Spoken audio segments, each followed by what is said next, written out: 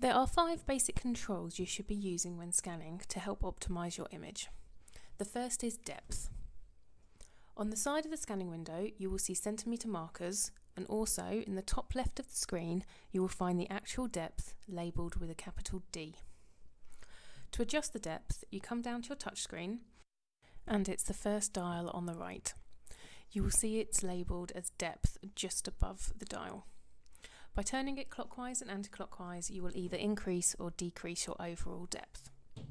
Once you have changed the depth to show the structure you are looking at, the next thing you will need to change is the frequency. This is the second dial on the left. In the top left corner of the scanning screen, you will see the bandwidth for your probe.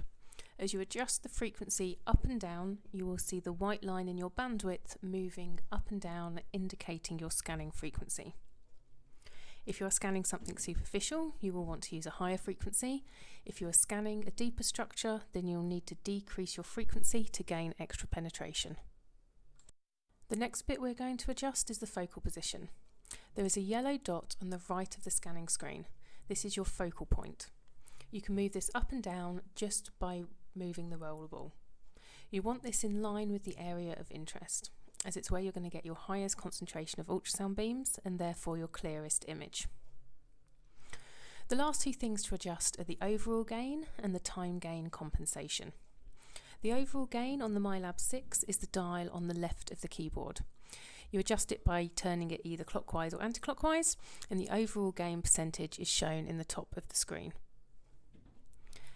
To adjust the time gain compensation, or TGC, on the MyLabSix, you will see some sliders on the top right of the keyboard.